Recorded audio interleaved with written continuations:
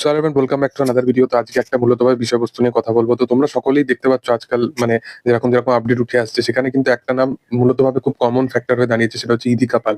তোমরা সকলেই জানো যে খাদানেতে কিশোরী খ্যাত ইদিকা, তারকে অনেক অডিয়েন্স প্রচন্ড পরিমাণে পছন্দ করেছে এবং তাকে দুর্দান্ত তার একটা মানে ক্রেজ হয়ে গেছে বাংলার মূলতভাবে প্রত্যেকটা অডিয়েন্সই কিন্তু মোটামুটি ভাবে তাকে চিনে গেছে। মানে এইরকম ক্রেজ মানে সেই একটা টাইম ছিল যখন এই কোয়েল মল্লিক বা শ্রাবন্তী, শুভশ্রী সেরকম একটা ক্রেজের কিন্তু ইদিকা কোথাও গিয়ে পাওয়া দেখেছে।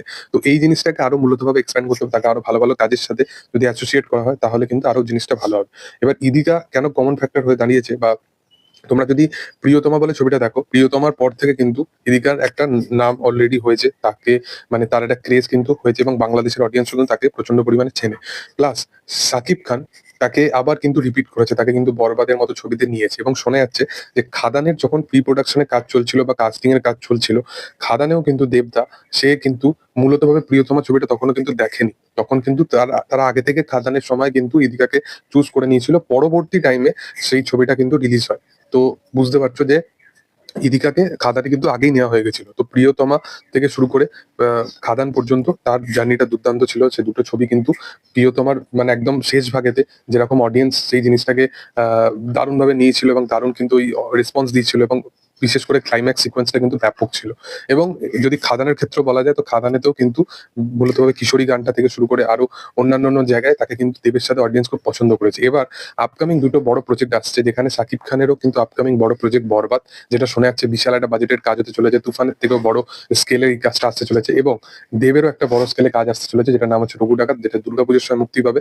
এবং এই ছবিটাতেও কিন্তু ইদিকাকেই তারা আবার রিপিট করেছে, এবং সাকিব খানের বরবাদেও কিন্তু সাকিব খানের অপোজিটে আমরা ইদিকাকে দেখতে পাবো। তো ইদিকা কমন ফ্যাক্টর হিসাবে এই জন্য, ইদিকা এমন একজন অ্যাক্ট্রেস, তার যদি মানে একদম স্পষ্ট বাঙালি থেকে ভাষা প্রয়োগ করা থেকে শুরু করে তাকে যেরকম দেখতে, যেরকম স্ক্রিপচার, তো তার যে সৌন্দর্যতা সেইটাতে কি হয়, তাকে প্রত্যেকটা যে ইন্ডিয়াননেসটা বা বাঙালিয়ানা ব্যাপারটা তার লুকের মধ্যে আছে না, সেই কারণবশত মূলতভাবে তাকে প্রত্যেকটা ক্যারেক্টারের সাথে বিশালভাবে মানিয়ে যায়।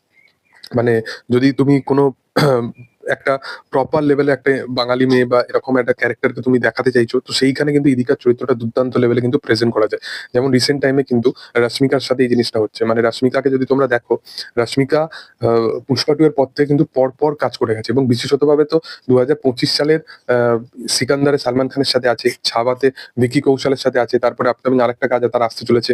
তারপরে সালমান খান এবং অ্যাটলিস্ট যেটা আপকামিং কাজ আসতে চলেছে, সেখানেও শোনা যাচ্ছে যে মানে সিকান্দারের পরে রশ্মিকাকে আবার তারা রিপিট করছে। তো এই জিনিসটার কারণটা হচ্ছে তার মধ্যে যে ইন্ডিয়াননেস ব্যাপারটা না, সেটা মূলত ভাবে অনেক অ্যাক্ট্রেসের মধ্যে কিন্তু থাকে না। সেই একটা টাইম ছিল ক্যাটরিনা ক্যাফ, জ্যাকলিন চলতো, কিন্তু ক্যাটরিনা কাইফই লাস্ট অ্যাক্ট্রেস যে ভালো অ্যাক্টিং করেছে, কিন্তু জ্যাকলিন ফ্যাকলিন কেউ সেই জিনিসটাকে পুল অফই করতে পারেনি। তো এটাই হচ্ছে ব্যাপার। তো সেই জিনিসটা কোথাও গিয়ে সেই এক্স ফ্যাক্টরটা কোথাও গিয়ে ইদিকার মধ্যে আছে। তো সেই কারণে তাকে এই রঘু ডাকাত এরকম কনসেপ্টের ছবিতে না দুর্দান্ত লেভেলে মানাবে, যেখানে ওই পুরোনো দিনের কাহিনী, তার থেকে বড় কথা খাদানের মতো একটা কমার্শিয়াল অ্যাঙ্গেলের কাহিনী, তো এই জিনিসগুলোতে তাকে ব্যাপক মানাবে। যাই হোক, তোমাদের কি বক্তব্য এই বিষয়বস্তু নিয়ে, এবং তোমাদের মতে তোমরা রঘু ডাকাতে ইদিকা ছাড়া আর কাউকে কি দেখতে চাইছিলে কিনা, এটা নিয়েও কমেন্টে জানাতে পারো। আর ভিডিও যদি ভালো লেগে থাকে লাইক শেয়ার সাবস্ক্রাইব করে দিও।